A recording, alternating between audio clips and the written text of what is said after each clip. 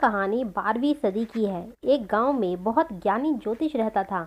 ज्योतिषी की ख्याति चारों ओर फैली हुई थी।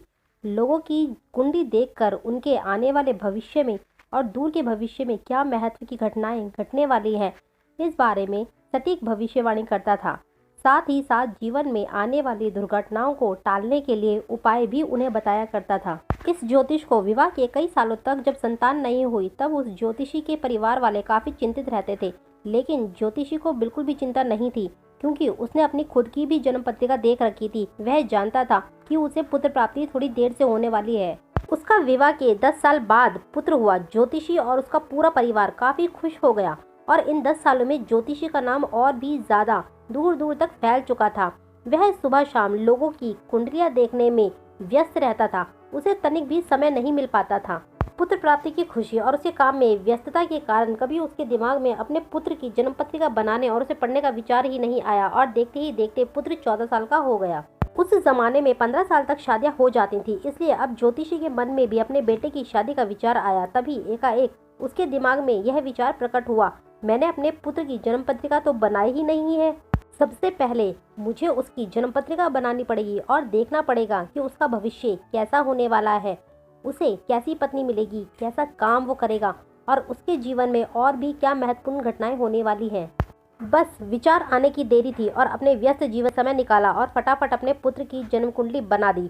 उसे देखकर आश्चर्य और दुख हुआ, क्योंकि उसके पुत्र की कुंडली के हिसाब से उसका पुत्र 15 वर्ष का होते ही आधी रात में मर जाएगा। ज्योतिषी को अपनी लापरवाही पर बहुत रोना आ रहा था, क्योंकि अगर वह पहले ही अपने पुत्र की कुंडली बना लेता तो उसे पहले ही इस बारे में जानकारी हो जाती और वह इस दुर्घटना को रोकने के लिए कोई उपाय कर सकता था।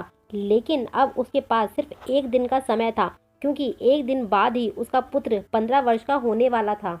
उस एक दिन में ज्योतिषी अन्य किसी भी व्यक्ति से नहीं मिला और पूरा दिन एकांत में बैठकर सोचता रहा। उस दिन ज्योतिषी ने धर्म ग्रंथों को बड़े ध्यान से पढ़ा। जिस दिन ज्योतिषी के पुत्र का जन्मदिन था, उस दिन ज्योतिषी ने उसको अपने पास सवेरे सवेरे बुलाया और उससे कहा कि तुम द्वार पर खड़े हो जाओ। जो भी मेहमान आने वाले हैं उन सभी के पैर छूकर उनका आशीर्वाद लो।